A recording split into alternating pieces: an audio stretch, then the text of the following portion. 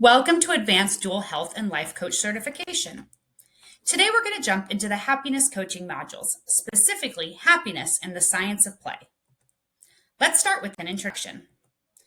Happiness is often seen as an ultimate goal in life, while it's influenced by external factors such as relationships, health, and achievements. A lesser explored ingredient in the recipe for happiness, though, is also play. Play is not just for children. It's a deeply ingrained part of human psychology that fosters emotional health, enhances creativity, and builds resilience.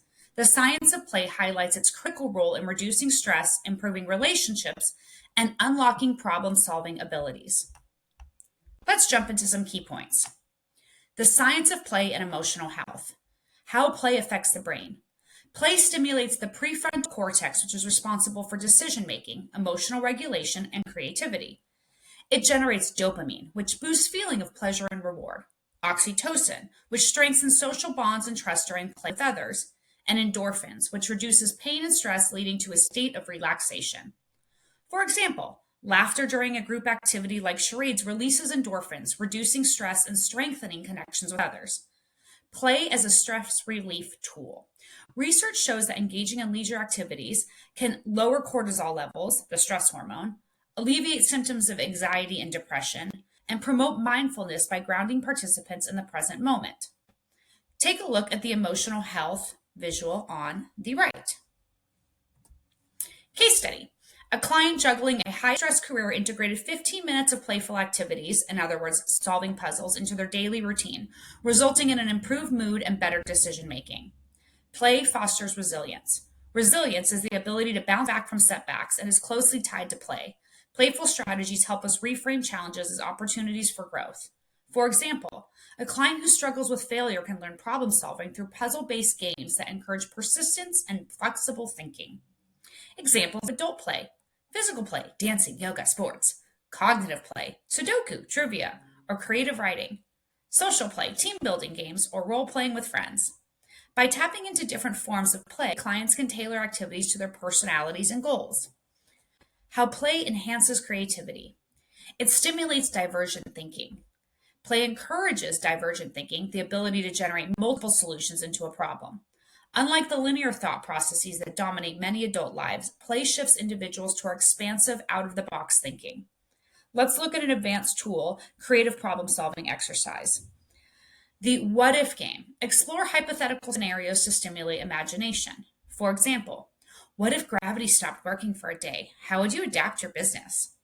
Reverse brainstorming. Instead of problem solving, think of ways to worsen it, then identify the inverse as solutions. For example, how can we make our team communicate even harder? Reversing answers can lead to insights. Encourage risk-taking in low-stakes environments. Play teaches clients to experiment without fear or failure. For instance, games that involve improvisation, such as yes and, used in improv theater, help participants build confidence in their spontaneity and adaptability. Creative play examples for adults: role-playing scenarios for conflict resolution, story-building games to envision personal and professional futures, and art-based plays such as painting or sketching to leave self-conscious and expand expression. Number 3, advanced play dynamics and tools. Group play dynamics. Playing with others amplifies the benefits of play by encouraging collaboration, trust, and mutual understanding. Team building through play. Clients participating in cooperative challenges such as escape rooms and group sports learn how to communicate under stress, and delegation and trust teammates. Rebuilding social confidence. Group play is especially beneficial for social anxious clients. Here's an example activity.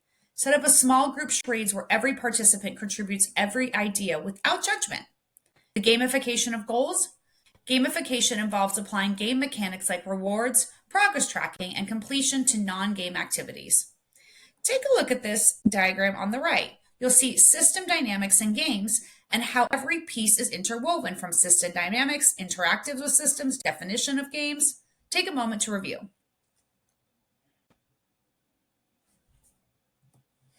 For example, a client struggling with fitness goals might level up by earning points each time they work out. Here are some key components: the achievement, milestones like completing 10 workouts, and the leaderboard, competing against friends or personal bests.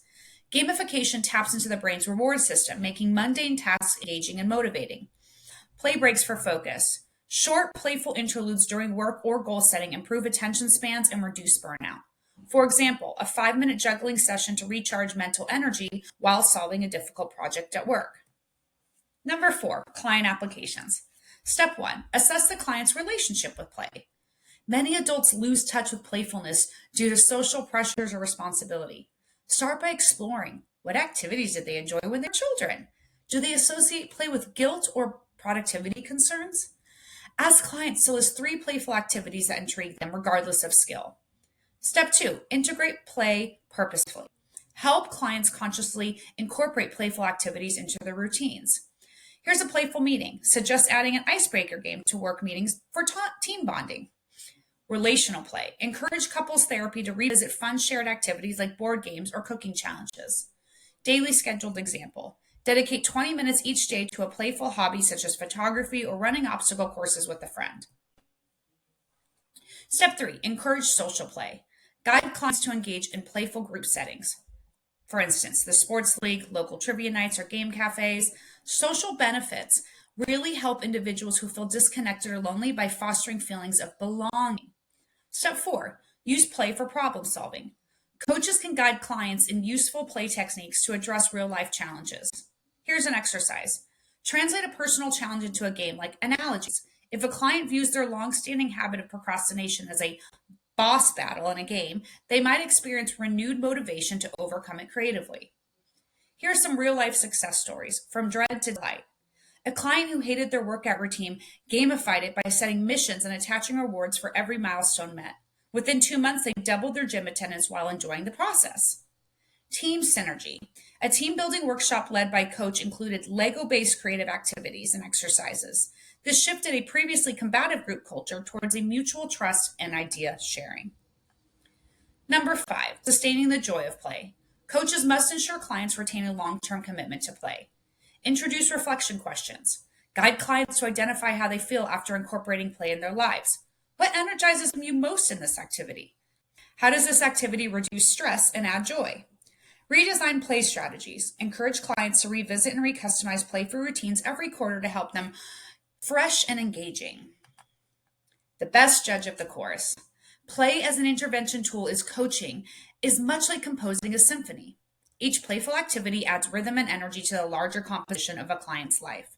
To assess whether your client is thriving through their playful routine, ask yourself the following. Here are the key metrics for evaluating play integration. Engagement levels. Is the client actively participating in playful activities without feeling forced? For example, a previous inactive client now looks forward to playing Frisbee twice a week. Stress relief effectiveness. Do clients report reduced anxiety and better emotional regulation? For example, a client uses spontaneous dances to reset after difficult work meetings. Number 3, enhance creativity. Is there evidence of increased creative problem solving in personal and professional life? For example, a client brainstorms innovative ways to approach a stalled work project after practicing what-if games. And then resilience during challenges. Are clients better equipped to handle discomfort and setbacks using a playful mindset? For example, after gamifying her weight loss milestones, a client persists despite occasional lapses. Number 1, relationship strengthening. Are group play activities fostering strong connections with family, friends, or coworkers? For example, collaborative game nights with colleagues improve team communication and bonding. Here are some indicators of long-term transformation. Consistency. Play has become an integral part of daily routines. Authenticity. Activities reflect the client's unique personality rather than societal expectations. Spillover effects. Benefits from play extend into professional success, physical fitness, and personal relationships. With a strategic focus on play, clients learn that joy and creativity are not fleeting gifts but renewable resources. Coaches who nurture this philosophy enable their clients to lead enriched, resilient, and energized lives. Here's a takeaway. Playfulness is not a luxury, it's a necessity. When joy and creativity become tools in your client's arsenal, life feels lighter, goals seem achievable, and challenges transform into adventures. By deeply understanding the science and methods of play, coaches empower clients to break free from routine monotony, rekindle their inner creativity, and sustain happiness and resilience in the face of life's challenges. Here are some summary tables to review what you just learned. Table 1, the science of play and emotional health. In this table, you will see a reflection on aspect, description, impact on well-being, example activities, and key takeaways. Let's walk through one. What's the aspect? Neurochemical benefits. The description, this releases dopamine, oxytocin, and endorphins. The impact on well-being, it enhances mood, reduces stress, and builds connections. Some example activities, laughing during a team-based trivia night. And the key takeaway, this strengthens mental health through joyful bonding. Take a few moments to review the rest of the table.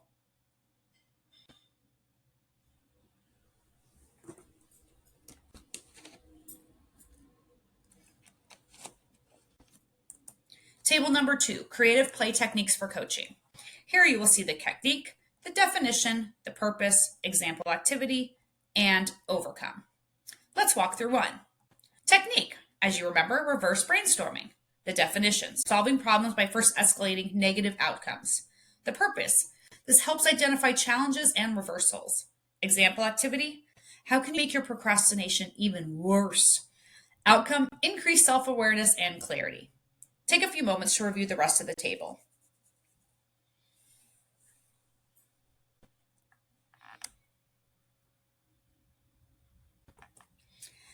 Table number 3, gamification of goals. And here you will call the aspect, the definition, examples of application, overcome for clients, and the key takeaway. Let's walk through an example. Aspect, leaderboard. Definition, ranking system to compare progress. Examples of application, competing with a friend for most healthy meals. The outcomes for the client, this encourages friendly competition to stay focused. And the key takeaway, it enhances accountability in achieving goals. Take a few moments now to review the rest of the slide.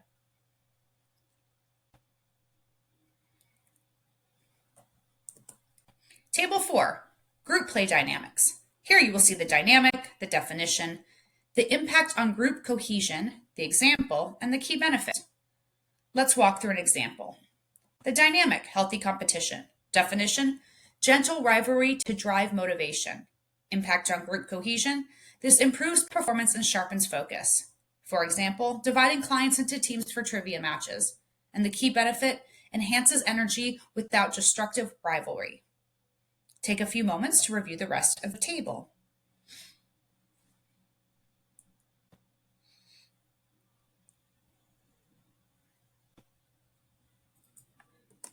Table 5, practical steps for integrating play and coaching. Here you will see the step, the action, the tool used, client example, and outcome for clients. Let's walk through one. The step, track impact and adjust. The action, evaluate outcomes and modify as needed. The tool used, weekly coaching reports and client reflection. Client example, noticing improved focus after integrating cognitive games. And the outcome for clients, reinforces play as a valid strategy for wellness. Take a few moments to review the rest of the table.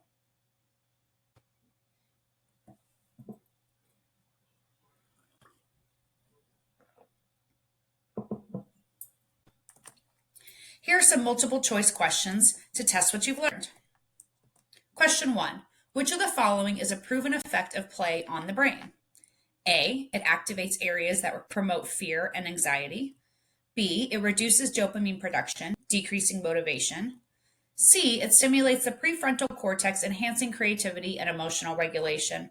Or D. It focuses only on physical fitness without neurochemical impacts. The correct answer is C. It stimulates the prefrontal cortex, enhancing creativity and emotional regulation. Question 2. What is the primary purpose of gamification within coaching practices? A. To simplify goals by removing rewards and achievements. B. To make non-play tasks more engaging by applying game mechanics. C. To encourage clients to avoid challenges completely. Or D. To focus solely on team dynamics rather than individual progress. The correct answer is B. To make non-play tasks more engaging by applying game mechanics. Question 3. How does reverse brainstorming help clients in a coaching setting? A. By helping clients immediately solve obvious problems. B. By worsening challenges until they seem overwhelming. C. By identifying potential hazards and turning them into solutions. Or D. By strictly focusing on risks without solution building. The correct answer is C. By identifying potential hazards and turning them into solutions. Question 4. Why is group play particularly beneficial for strengthening social bonds? A. It removes the need for communication or trust. B. It fosters collaboration, trust, and mutual understanding. C. It reinforces isolation by focusing on solo challenges. And D. It avoids opportunities for reflection or vulnerability. The correct answer is B. It fosters collaboration, trust, and mutual understanding. Question 5. What is the first step in helping a client incorporate play into their routine? A. Imposing a specific activity without client input. B. Identifying the client's play preferences and past preferences. C. Tracking the results of play activities immediately. Or D. Focusing solely on competitive play strategies. The correct answer is B. Identifying the client's play preferences and past experiences. Here are some additional resources of learning.